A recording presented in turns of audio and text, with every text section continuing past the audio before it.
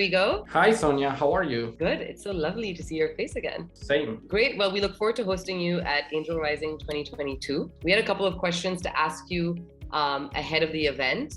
Would love for you to start by introducing yourself, your work, and then I'll ask you another question around the theme for this year's event. Fantastic. So I'm a former founder. I'm originally from Argentina. I built, crashed, sold few technology companies in the region, and then spent a few years traveling, trying to figure out what to do next. And I stumbled across venture by starting as an angel investor. So I did that over a few years and then got hired by SOSB, which is now a $1 billion under management deep tech fund, global fund based in the US. And I joined in 2017 and started investing in deep tech, specifically life sciences and biotech. Spent 4 years at SOSB, invested in 42 companies, and then decided to leave and start my own firm, which is Outside Ventures. Outside Ventures is a European-focused deep tech fund, partner-driven, 60 million euros, focused on a specific stage, which is seed plus. Okay, excellent. And you alluded to the fact that you started this journey as an investor, and clearly you have a keen interest in companies in the food tech space that do take more of a technical and an engineering approach to bio-based solutions. What made you take that initial plunge as an investor in the first place? Yeah,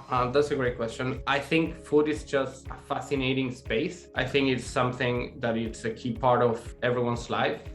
Even culturally, right? Like food cuts across everything. And I started to how technology could solve many, if not all of the issues that we were experiencing. So started meeting interesting people, building interesting stuff around food and fell in love with the space. And then was lucky enough to be part of a fund that was the first fund in the world that actively started investing in cellular agriculture, would give me access to fantastic entrepreneurs and started to learn. And that got me hooked. And I've been, for the last 6 years investing in food-related companies through one firm, the other, or even through my own direct investment. Okay, that's great. Thank you. What is one tip or insight that you'd like to share that you think would help our communities in their own personal journeys towards exploring food security as a theme? Yeah, that's a tough question. I think that the best solutions are going to come from people that are building stuff right now that might look crazy, right? Like imagine cellular agriculture 80 years ago. People were saying this is not only impossible, this is almost a stupid idea. And you would see that people that have been working in a specific industry will always come in with this negative bias towards a new way of doing stuff. And I think it's very important to listen to interesting people that are working on solutions that today might look crazy to address these problems,